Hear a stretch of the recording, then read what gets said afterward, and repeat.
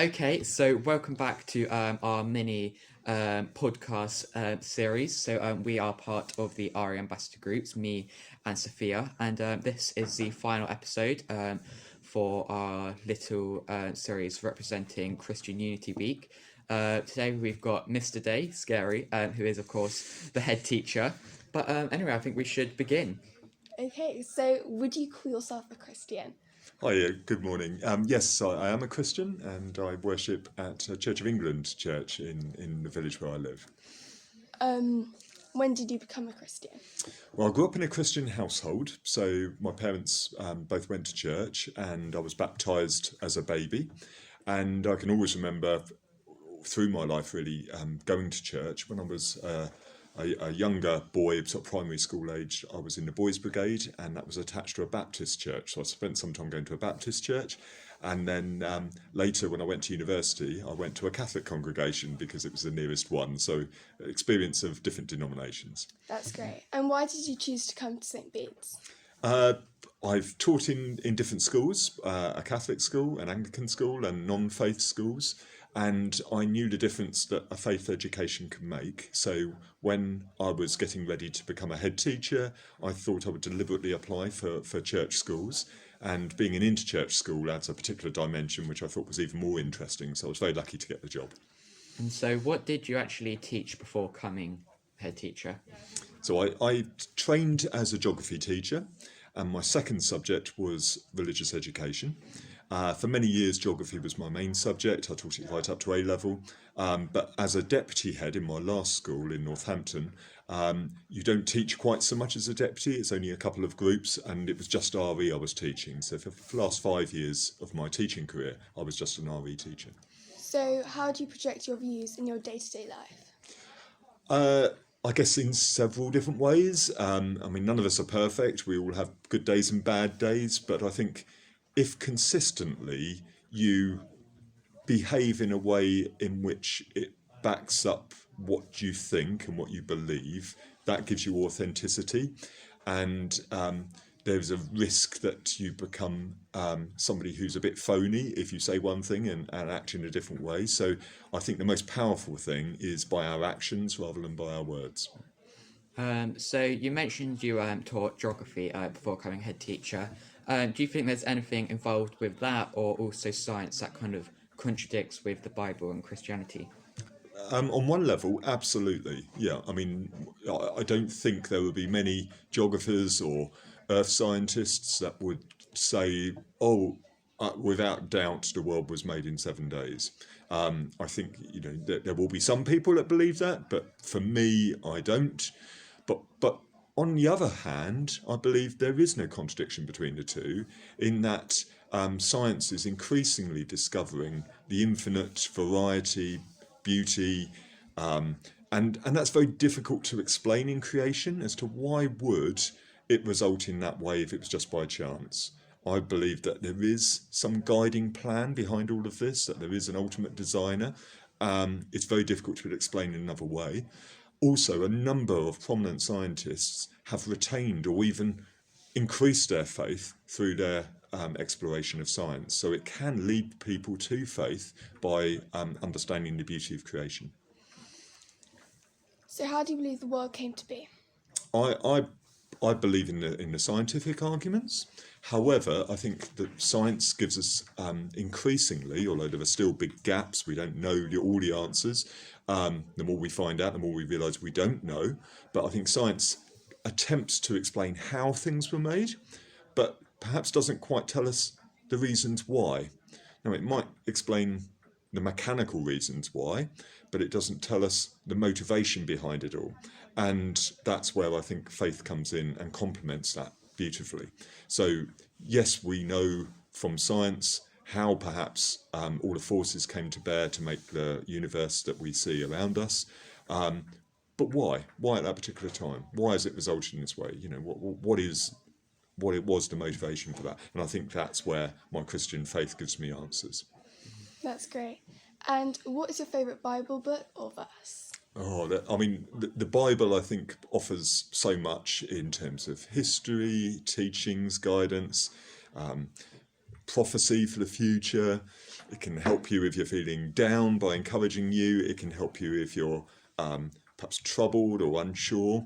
There's a lot in the Bible which is also mysterious to me, and I don't think, a lifetime of studying it, I'd ever fully understand it. One that stands out to me is where it reminds us of God's love for us. And in the book that was written as a letter to the people of Rome, the new church that was forming there, St Paul wrote to the Romans, and I think it's in chapter 8, and I think it's towards the end of chapter 8, verses 38 on 38, 39. It talks about us being able to comprehend that we cannot be separated from the love of God by depths or heights or, there's nothing in all of creation can separate us from God's love. That's incredibly encouraging at times when we feel isolated, alone, insecure, unloved, knowing that God is there loving us, even if we don't recognise it. Have you ever questioned what you believe? Absolutely, every day, and I think that makes your faith stronger. I don't think we should be scared of questioning. That doesn't show that we've got a weak faith. In fact, opening up to the idea that we've got questions shows that actually we're confident in our faith so much that we can challenge it, and I think that's a good thing to do. Some people perhaps have the gift of blind faith in terms of just knowing. I haven't received that. I have to constantly check. But I think that each time I do that, it strengthens my faith. And do you think war can ever be justified? Because, part of the Ten Commandments is like, do not murder, but then also in the Old Testament, God is, clearly shown as like kind of punishing cities like Sodom and Gomorrah by killing the people inside them. Absolutely. I mean, that is a very tricky one, and I don't think there's a single answer which would cover all of that. The world is a flawed place, and that's acknowledged. And there are bad things that happen, and it's not perfect. And I think that will continue to happen until there's a new heaven and a new earth, as it says in Revelation. So consequently, there will always be, and always have been, conflicts between people, and sometimes they escalate into physical violence and wars. That's never a good thing. It never ends well. However, should Christian people or people of faith broader than that ever enter into wars and battles? Well, sometimes it's a balance of good and bad, and sometimes, in very rare circumstances, admittedly, I think it would be appropriate to enter into a war if it could be justified. And I know, Thomas Aquinas had a great deal of thoughts on just war theory, etc. What is it that would make it justified? And I think sometimes we make it too easy to justify going into wars. But for example, the Second World War, we knew that there were extermination camps, that there was genocide going on. It would be wrong just to write an angry letter, wouldn't it? I think sometimes it does justify having violence, sadly. And what are your thoughts on after death? Like, do you believe in heaven and hell? I do, and I think I would be. It affects how I live my life, in that if I felt that we live our life and then we die and that's it,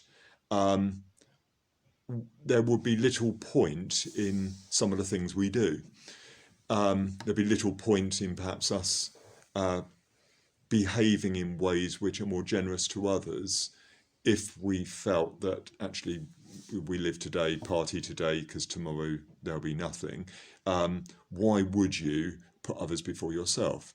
I see that this is just part of a bigger, ongoing, eternal life that we're living at the moment, and how we live our lives now can enable us to be able to enjoy a fuller life in God's presence in the future. So therefore there is a rationale and a basis behind doing good.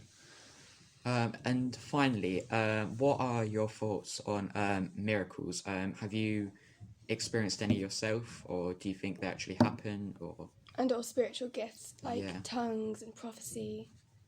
Okay, so two related but different questions. Yes. So I'll talk about the miracles first. I think they can happen.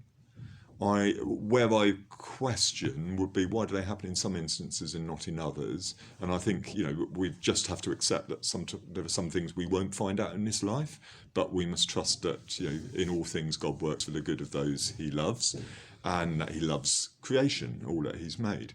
So yes, I do believe there are miracles, and I think there's evidence of those. I think God can work through people, though, so sometimes there can be an explanation for a miracle, such as, I don't know, antibiotics curing disease. That's miraculous, really. And you could say, well, God wasn't involved in that. That's people doing that. That's science. That proves we don't need God. Well, who inspired those scientists? Who enabled that to happen? Perhaps that is a miracle from God. So sometimes miracles can be dismissed, which are happening around us, because we put it down to human ingenuity, when actually it's God that's inspired that and enabled that to happen. So perhaps we don't give God enough credit for things that are going on. In terms of gifts, yes, I think people do receive gifts from God. I think sometimes perhaps we don't recognise the gifts we've got, and sometimes we value some gifts above others unnecessarily. And I think an unassuming, quiet person that gets around their life by doing quietly good things and unnoticed and unthanked, they've got a gift just as prominent as perhaps an archbishop or a pope that's doing it in a very public way. Okay, thank you very much. We've enjoyed talking to you. It's been very interesting and insightful. Yeah, I did enjoy that. And for those who have been listening to these podcasts, we hope you enjoyed listening in on the people around our school's different opinions. And stay tuned. We might do some more podcast type mini-series. And thank you very much, Mr. Day. Thank you. Thank you Bye-bye. very much. Bye.